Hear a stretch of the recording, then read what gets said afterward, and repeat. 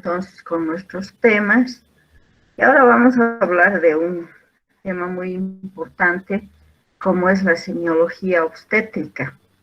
Y vamos a empezar con la historia clínica obstétrica, que es similar a todas las historias, añadiendo todo el control del embarazo de la mujer.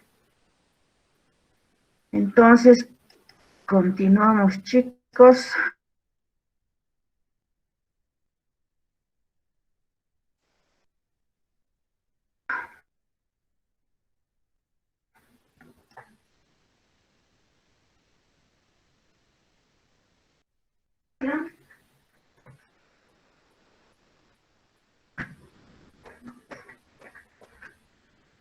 ¿Se ve, chicos, la pantalla?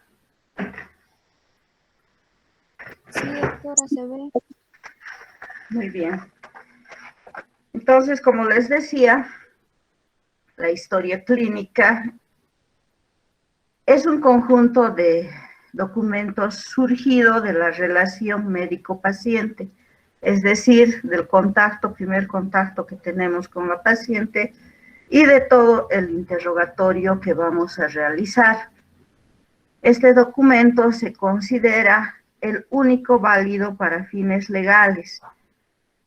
¿Qué significa esto? Que cualquier situación que nosotros veamos debemos registrar en la historia clínica. Situaciones, ejemplo, la paciente no quiere internarse, paciente no quiere que se le administre algún medicamento o realizar algún procedimiento, ya que si no se anota y ocurriría alguna situación ajena a nuestra voluntad, ellos pueden hacernos un requerimiento fiscal y nosotros tenemos que defendernos habiendo anotado y principalmente haciendo firmar en la historia clínica las situaciones que la paciente no desea hacer realizada.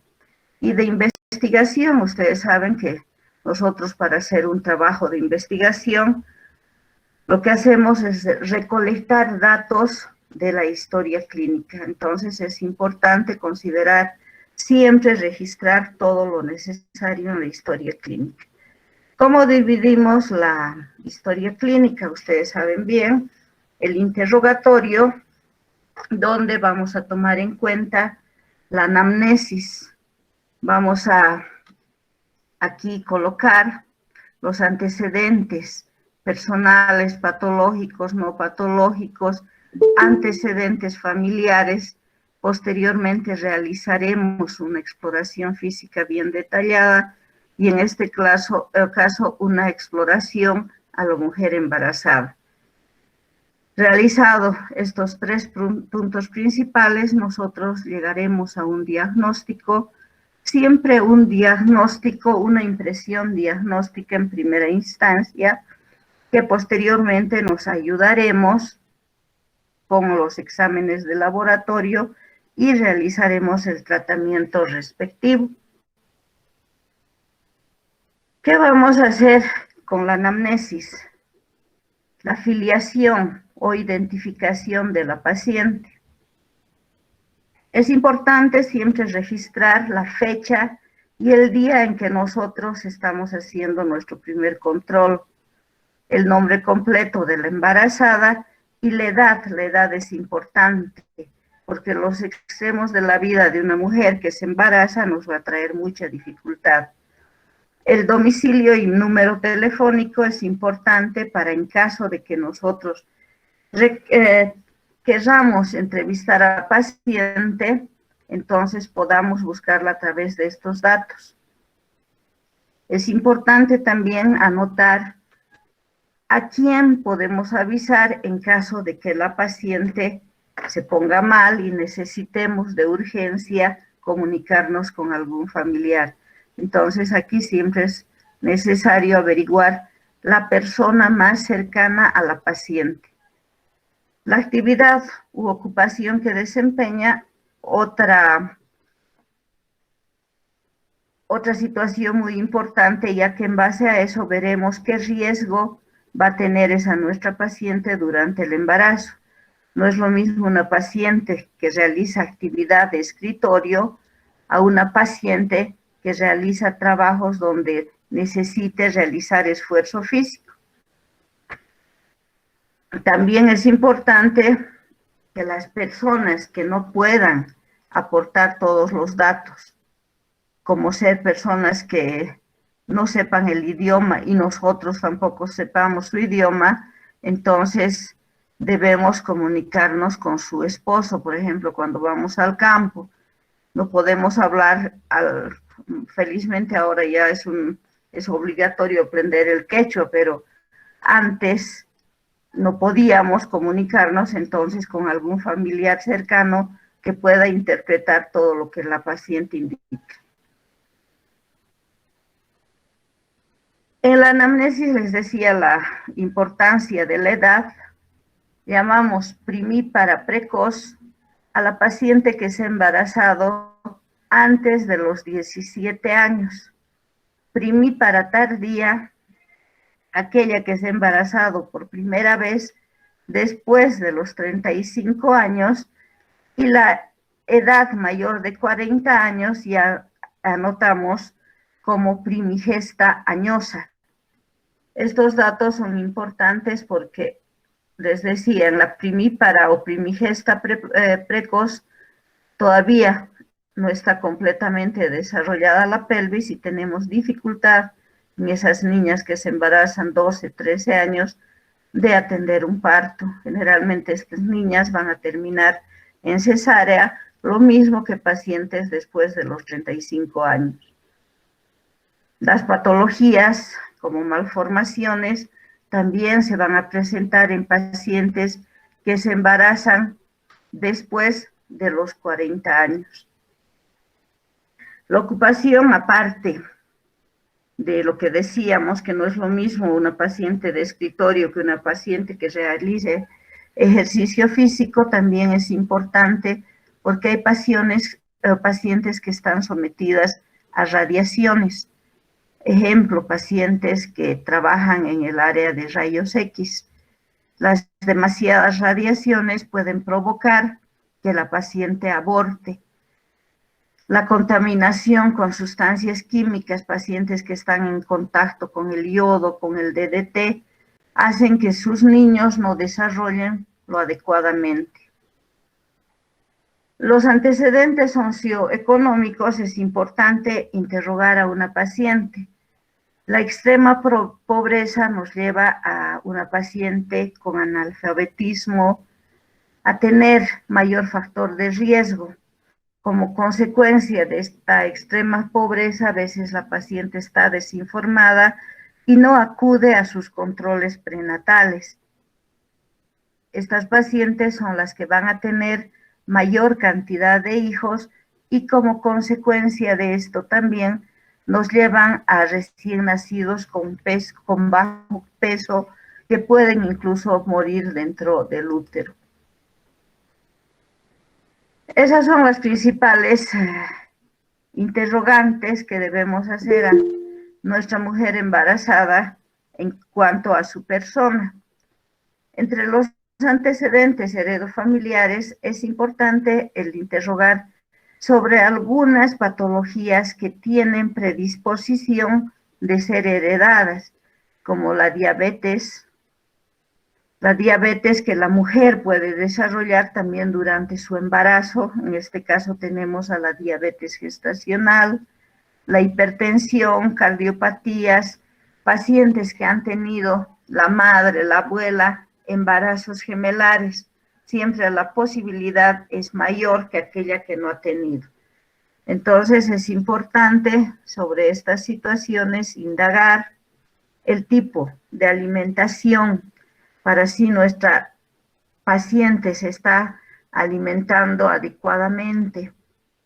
La excesiva ingesta de carbohidratos, ustedes saben bien, condiciona la obesidad y también a que pueda desarrollar nuestra paciente la diabetes gestacional. Caso contrario, la carencia de alimentos nos va a llevar en algunos casos a una anemia o en otros casos a la desnutrición. En los antecedentes personales, entonces también indagaremos sobre las enfermedades propias de la infancia.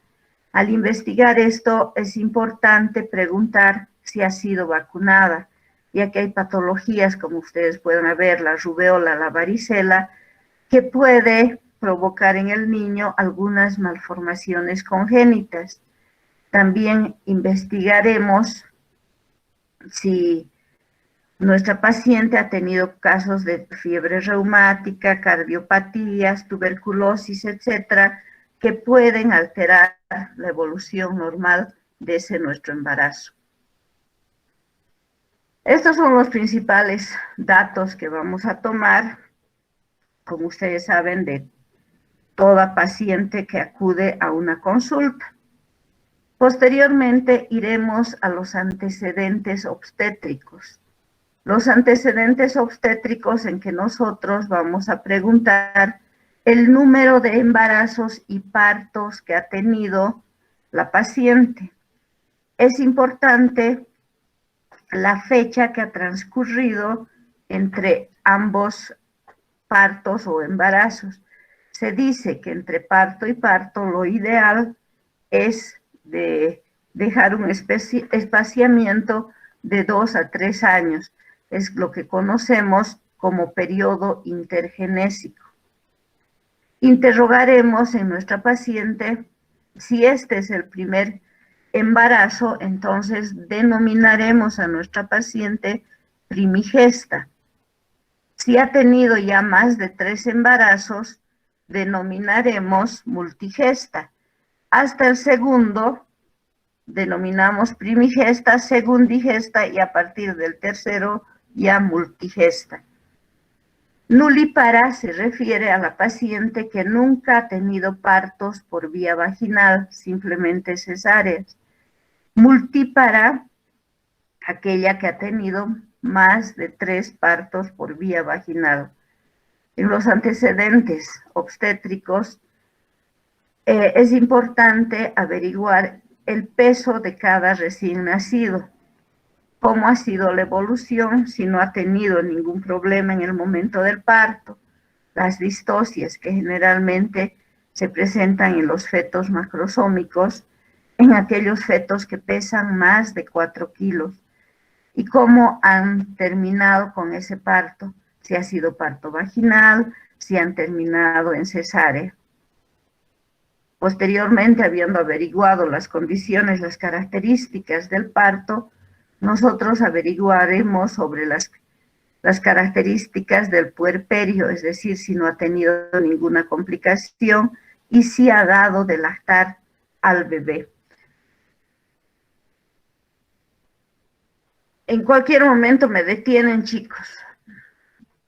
Los antecedentes quirúrgicos también son importantes considerar como antecedentes de la paciente, ya que si nuestra paciente ha tenido cirugías directas sobre el útero, entonces nosotros veremos también la vía de parto que vamos a tener en esa paciente. Si ha tenido una cesárea anterior y no ha sido causa orgánica, es decir, una pelvis estrecha, se puede dar opción a que un segundo parto sea por vía vaginal. En cambio, si ha sido por desproporción cefalopélvica, por estrechez pélvica de la paciente, terminaremos el segundo embarazo como también por una cesárea. Si la paciente se ha hecho una miomectomía antes de cualquier parto, entonces nosotros terminaremos también ese embarazo por vía alta, es decir, por cesárea. ¿Por qué? Porque nosotros ya tenemos en ese útero una cicatriz, y si nosotros dejamos que evolucione a un parto por vía vaginal, las cicatrices que han tenido en el útero se pueden romper o simplemente hacer una dehiscencia. Es importante también si no ha tenido cirugías a nivel de la vagina, como son las plastías vaginales. En este caso se aconseja también terminar por vía alta mediante una cesárea.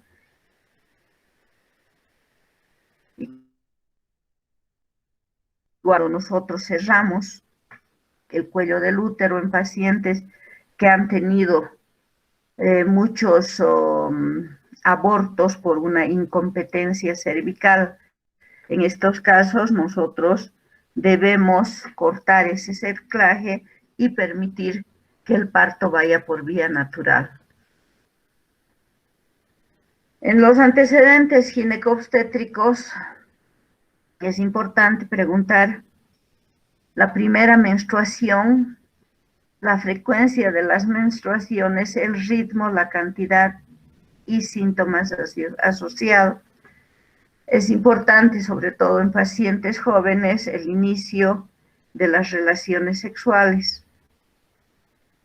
Es importante, volvemos a repetir, un análisis cronológico de todos los embarazos y partos que ha tenido la paciente y con qué se cuidaba para no embarazarse.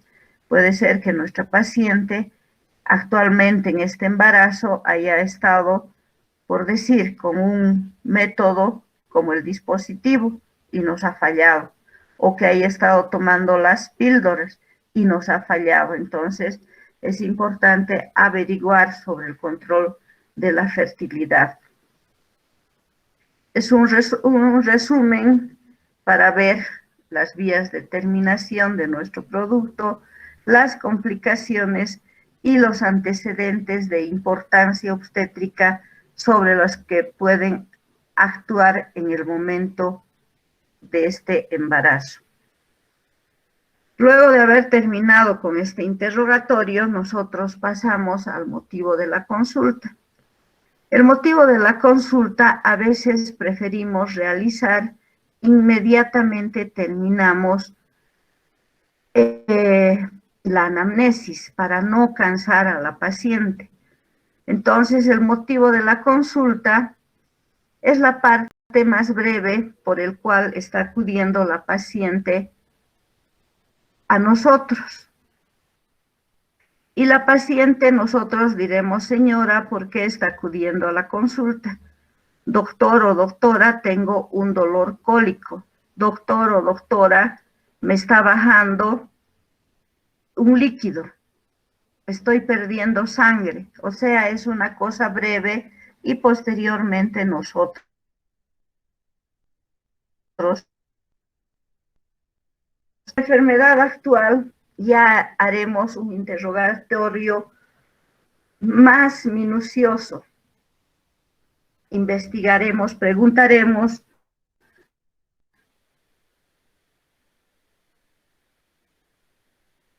lo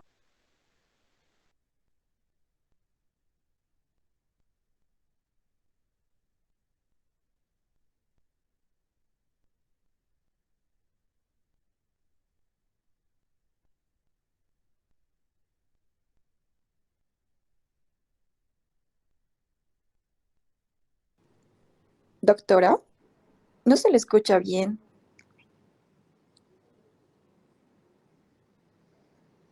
Ahora creo que es que, ¿no? Ya se le escucha, doctora. Ya, no me han escuchado. ¿Qué parte, perdón? Todo lo de la enfermedad actual, desde la sintomatología que nos estaba dando, del motivo de consulta, y hasta ahí murió. Ya. Entonces, en enfermedad actual, ¿me escuchan ahora? Sí, doctora. Sí, doctora. La enfermedad actual les decía que es donde debemos tomar más hincapié. Ahí investigaremos lo que sabemos en semiología, qué, cómo, cuándo y dónde se inició el dolor, qué es lo que le está pasando, cómo empezó su dolor, desde cuándo siente ese dolor y dónde se inició. Entonces, el síntoma nosotros debemos siempre considerar con esas 4 interrogantes, ¿no? Posteriormente, en la enfermedad actual, nosotros preguntaremos la fecha de la última menstruación. ¡Fum! Siempre vamos a preguntar el primer día del último periodo. Señora, ¿cuándo ha sido su último periodo? Me ha bajado el 1 de enero, no cuando ha terminado. Y en base al último periodo, nosotros determinaremos la fecha probable de parto. FPP significa fecha probable de parto. Si mi paciente es embarazada, el motivo de la consulta puede ser simplemente, señora, ¿por qué vino? Quiero que me haga un control prenatal. Entonces es importante que nosotros determinemos la fecha probable de parto. Fecha probable. Un embarazo normal dura 40 semanas, pero nuestro feto puede nacer desde las 38 hasta las 42 semanas, como habíamos ya mencionado anteriormente. Y para calcular las reglas o la fecha probable de parto, perdón, tenemos diferentes reglas. La regla de Pinar, la regla de Nagel y la regla de Wall. De las tres, las más utilizadas son la de Nagel y la de Wall, que dice cada una de las reglas. La de Pinar, al último día del periodo menstrual se le suman 10 días y se disminuyen 3 meses. Vamos a hacer un ejercicio luego, chicos. Este método, ¿por qué no es tan usado? Porque nuestra paciente puede tener ciclos que terminan 7, 8 días, entonces no nos conviene para hacer un cálculo de embarazo. La regla de Nagel, al primer día de su último periodo se le añaden 7 días y se le disminuyen o restan 3 meses. Y la de Wall, que es similar a la de Nagel, solo que al primer día del último periodo se le aumentan 10 días y se le restan 3 meses. Agarren su cuadernito y un papel y les doy la fecha del último periodo, el 1 de enero que ya habíamos mencionado. ¿Cuándo sería su fecha probable de parto según la regla de Nagel? Si es que han entendido. ¿Me escucharon, no, chicos? Sí, sí, doctora. 1 de enero. Según Nagel, ¿cuándo sería la fecha probable de parto? A ver, vamos a preguntar a alguien. El 7, perdón, doctora. Chuca Priscila.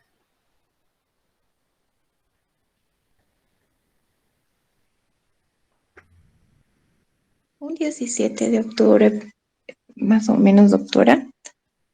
No, la de Nagel, que dice, que les dije que dice. El primer día de la última fecha de menstruación, más 7 días, menos 3 meses. Exactamente. Entonces tenemos el 1 de enero.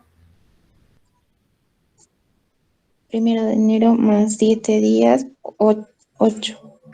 El 8 de enero. Restamos 3 meses.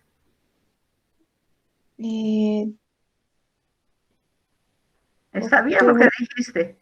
Sí, octubre, 8 de octubre. El 8 de octubre, si estamos haciendo el ejercicio de este año, entonces sería el 8 de octubre del 21 su fecha probable de parto. Pero ya habíamos mencionado que se puede adelantar o se puede retrasar, ¿no? Pero este día es el que cumple nuestra paciente 9 meses de gestación o 280 días de embarazo, que también significa 40 semanas, ¿no?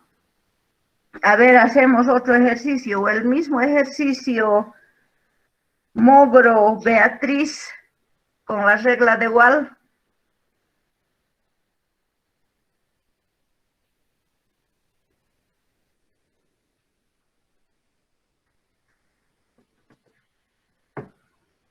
¿Está en sala Ana Beatriz? Porque ha entrado a pasar clases.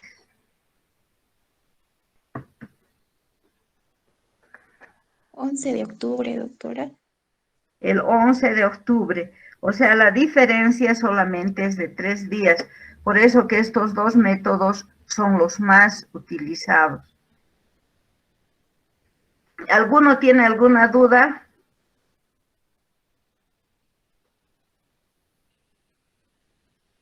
Hagan ejercicio. Bueno, esto vamos a llevar también en práctica, pero para que no entren en blanco es que estamos adelantando la historia clínica obstétrica, ¿no?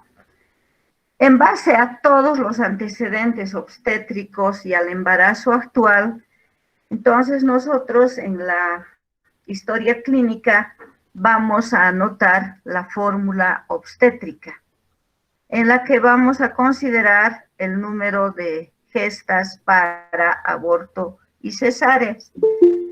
¿Qué han entendido que es gesta, chicos? Cualquiera.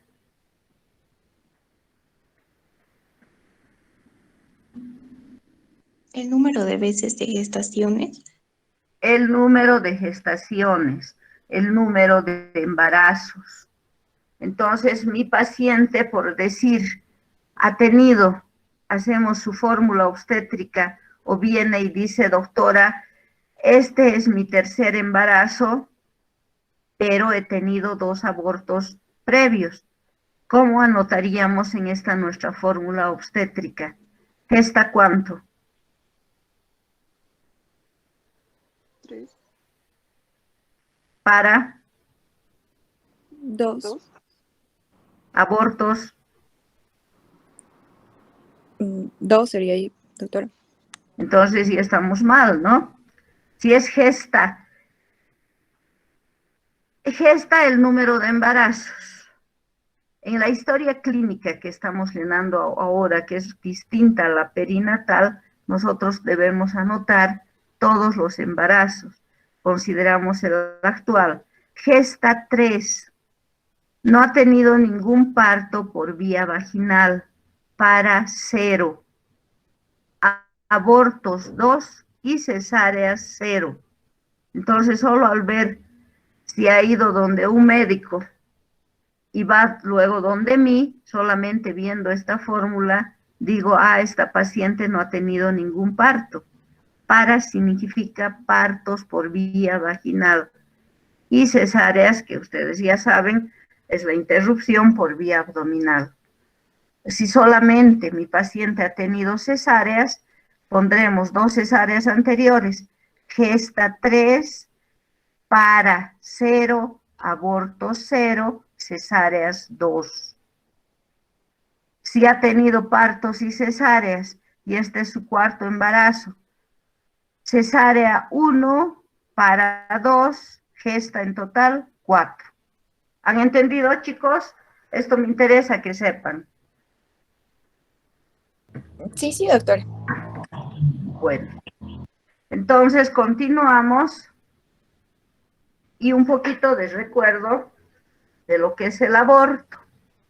El aborto es la expulsión del producto de la concepción hasta las 20 semanas de gestación y con un peso inferior a 500 gramos. Parto a término, decimos, cuando nuestra mujer embarazada tiene 37 semanas cumplidas, 37.6 días. Pretérmino es aquel que ocurre entre las 22 a 36 semanas y postérmino después de las 41.6 días, prácticamente después de las 42 semanas. Les había mencionado, bueno, aquí no sé por qué puse, que es importante siempre el control del método de planificación que tenía. Es importante averiguar si era un embarazo planificado o ha sido un embarazo no planificado. Ahí las circunstancias también varían, ¿no? Si era un feto deseado o no deseado. Una vez realizado todo nuestro interrogatorio, haber realizado o haber determinado la fecha probable de parto, nosotros nos vamos a ir al examen físico, ahí está mal, perdón, al examen físico que es un examen minucioso, igual que nosotros estamos realizando a cualquier persona. Entonces haremos un examen físico, observaremos el corazón, pulmones, etcétera, pero realizaremos la exploración obstétrica que no vamos a realizar en las mujeres que no están embarazadas. En estas mujeres gestantes es importante el control del peso. El control del peso actual e interrogar sobre el peso que tenían antes de embarazarse. Una mujer normalmente aumenta entre 9 a 12 kilos durante todo el embarazo. Siempre existen pacientes que se van a alimentar más o menos. Se considera normal hasta los 15 kilos. Importante también controlar en todas las mujeres embarazadas la presión arterial, sobre todo si es una mujer que acude los primeros meses o ante la primera falla del ciclo menstrual, para tener una presión de base, una presión que nuestra paciente tenía al inicio de su embarazo, ya que hay patologías como la preeclampsia, que se caracteriza por elevación de la presión arterial a partir de las 20 semanas de gestación. La medición de la altura uterina y el control del latido cardiofetal para ver cómo va creciendo nuestro feto. La medición de la altura, vamos a ver todas estas condiciones posteriormente en el control prenatal. La medición de la altura uterina simplemente se la realiza con cualquier cinta métrica de las que nosotros tenemos para medir tela, etcétera, ¿no? Y realizamos también en esta nuestra paciente las maniobras de Leopold, que son 4, para ver la estática fetal. En el primer trimestre del peso nosotros dividimos en 3 trimestres. El primer trimestre es el de menor aumento de peso. Incluso se menciona que las pacientes, en vez de aumentar, pierden su peso. ¿Por qué?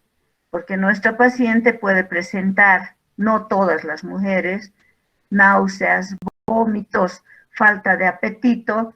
Entonces, por eso que se considera el primer trimestre el de menos aumento de peso. En el segundo trimestre, generalmente nuestra paciente aumenta ya más peso. Se dice que aumenta entre 300 a 400 gramos por mes. Y el último trimestre, que nuestra paciente va a llegar a aumentar entre 9 a 13 kilos, aumenta aproximadamente entre 500 a 700 gramos por semana. Por kilo aumenta entre 2 kilos a 2 kilos y medio.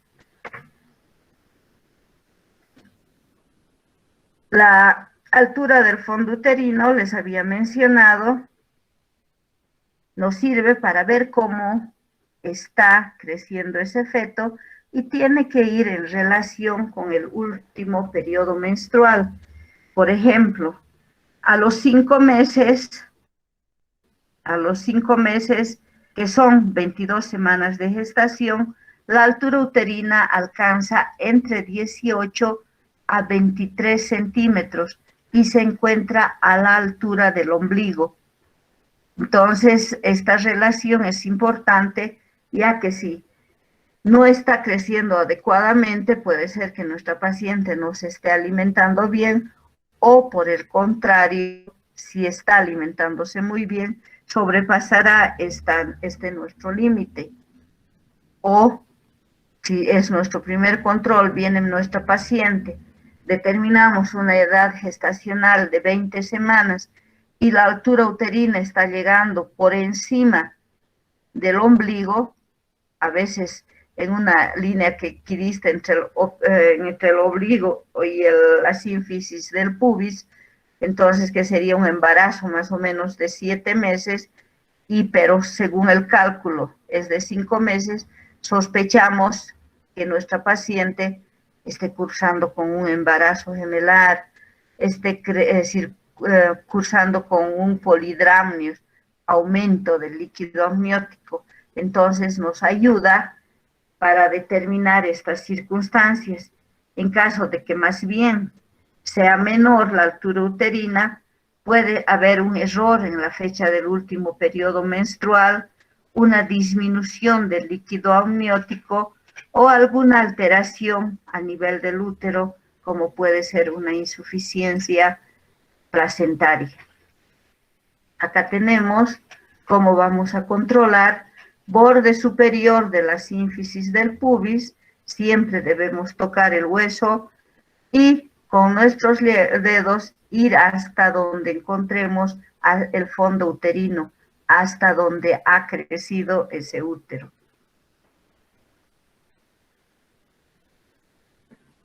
Posteriormente nosotros haremos la palpación del útero y veremos, mediante las maniobras de Leopold, la estática fetal. La estática fetal es cómo está ubicado el feto dentro del útero. Y tenemos 4 maniobras, ustedes ven acá, para determinar la situación, la presentación y la posición del feto dentro del útero. Cabe mencionar que estas maniobras de Leopold recién se realizan a partir de las 28 semanas de gestación, porque antes todavía nuestro feto es demasiado pequeño y todavía no se ha acomodado. Entonces, puede variar de situación, de presentación, etcétera, ¿no? A partir de las 28 semanas, entonces recién está acomodado dentro del útero. En la estática fetal nosotros vemos cuál es la actitud fetal. Y la actitud fetal se la define como la relación de las distintas partes del feto entre sí. Normalmente el mentón está sobre el tórax, las piernas flexionadas sobre los muslos y los muslos sobre el abdomen. Los brazos también cruzados sobre el tórax. Entonces, esta es la actitud sobre la que el feto está dentro del útero. Flexión del mentón sobre el tórax. En caso de que no, por ejemplo, este fetito no está flexionado el mentón, es una actitud indiferente. Y deflexionado significa cuando la nuca está hacia atrás. Entonces, si nosotros en la ecografía nos dicen actitud deflexionada, se está observando directamente la cara de nuestro feto. La situación es la relación que guarda el eje longitudinal del feto con el eje longitudinal de la madre, en este caso con el eje longitudinal del útero. Y en base a esta definición tenemos 2 situaciones, longitudinal o transversa. Aquí esta es la situación de flexión, o diré la actitud de flexionada, chicos. Entonces, relación entre el eje longitudinal del feto y de la madre, y tenemos la situación longitudinal o transversa. Presentación. Vean que son términos diferentes y que tienen que aprender a diferenciar. Es la parte del feto que tiene contacto con el estrecho superior de la pelvis y es capaz de ocupar esta pelvis. Entonces es la relación que guarda la parte fetal que se aboca, que se aproxima al estrecho superior y es capaz de ocuparla y seguir el mecanismo del trabajo de parto. Para que nazca, nuestro feto va a atravesar toda la pelvis y tenemos la presentación cefálica donde la cabeza está en la pelvis o las nalgas, la presentación podálica que se denomina así cuando están las nalgas situadas a nivel de la pelvis. Entonces tenemos presentación cefálica y la presentación podálica. La posición es la relación que guarda el dorso fetal, ya sea con la hemipelvis derecha o la hemipelvis izquierda. Y así tenemos posición derecha o posición izquierda. También podemos determinar la relación del dorso si está hacia adelante, anterior o posterior. Pero lo que nos interesa es siempre conocer la relación con la hemipelvis. Posición, entonces nosotros debemos decir dorso derecho o dorso izquierdo, donde vamos a buscar la espalda del feto, que la vamos a distinguir de las partes donde se encuentran manos y pies, porque la espalda es dura. En cambio, si es el lado donde están las manos y pies, nosotros vamos a ver estructuras pequeñas e irregulares. Cuando hagamos la práctica ya vamos a hablar con mayor característica. Importante en un feto que ya tiene más de 12 semanas, escuchar el latido cardiofetal. Esto nos ayudará a conocer si nuestro feto está vivo. Nos dará certeza de que nuestra paciente está embarazada. Hay pacientes que vienen en la menopausia o en el climaterio, 45 años, donde han tenido ciclos irregulares y mencionan que, doctora, mi barriga me está creciendo a pesar de que yo hago ejercicios. Entonces, que nosotros lo primero que sospechamos, porque hemos mencionado que al tener ciclos regulares, nuestra paciente sigue ovulando, o ciclos irregulares sigue ovulando y se puede llegar a embarazar. Es una situación que debemos siempre alertar a la paciente que está en el climaterio. Entonces, nosotros haremos el tacto vaginal, comprobaremos que ese útero está aumentado de tamaño y tomaremos nuestro Doppler fetal para escuchar el latido. Puede crecer por otras circunstancias, un tumor de útero, pero si nosotros sospechamos de un embarazo, comprobaremos con el latido cardiofetal y le decimos, señora, no es ningún tumor, no es que ha engordado, sino que está embarazada.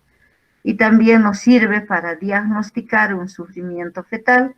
El latido normal se encuentra entre 120 a 160, aunque actualmente se considera normal desde los 100, pero para tener mayor seguridad, nosotros preferimos tomar como límite de 120 a 160. Cifras inferiores o superiores nos hablan ya de un sufrimiento fetal. Este es el estetoscopio de Pinar, que era una especie de campana que se utilizaba del oído directamente sobre el abdomen, y nosotros escuchamos el latido como un reloj, tac, tac, tac, tac, tic, tac, tic, tac, ¿no? Y actualmente ya tenemos el Doppler. El tacto vaginal generalmente no realizamos más en caso necesario, en que la paciente nos está indicando que existe pérdida de líquido, que queremos comprobar que está perdiendo sangre. Entonces podemos hacer una exploración vaginal. En un control prenatal normal nunca se realiza. Hemos realizado nuestra historia clínica y nosotros llegamos a nuestras impresiones diagnósticas. En primer lugar, determinando la fecha de último periodo, determinaremos la edad gestacional, embarazo de 30 semanas, embarazo de 40 semanas, en base a la sintomatología. Si mi paciente presenta dolores, amenaza de parto pretérmino, amenaza de aborto, etcétera, ¿no? Y lo que complementaremos, les mencionaba, con los exámenes complementarios. Posteriormente realizaremos el tratamiento respectivo y el pronóstico que realizaremos en base al que hemos llegado, en base a la historia clínica, entonces nos indicará los factores de riesgo, tanto para la madre, el feto, que posteriormente hablaremos también, para tomar las medidas respectivas para evitar que nuestro embarazo se complique. Del correcto diagnóstico depende el éxito del tratamiento. Eso es importante considerar siempre para cualquier patología. Con esto hemos terminado lo que se refiere a la historia clínica prenatal, y hay aquí esta última diapositiva, que es el consentimiento informado. Es el procedimiento que debe realizar el médico previo consentimiento, previa firma de la mujer antes de realizar dicho procedimiento. Eso está también importante explicar todo a la paciente con ella. Si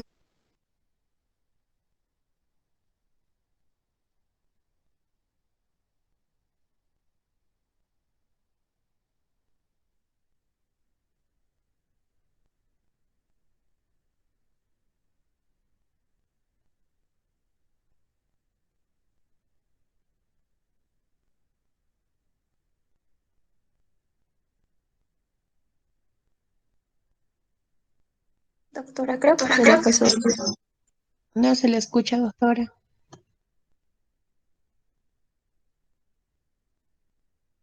¿Tienen alguna pregunta, chicos? Se perdió mi conexión justo en el momento final. ¿Alguna duda, chicos?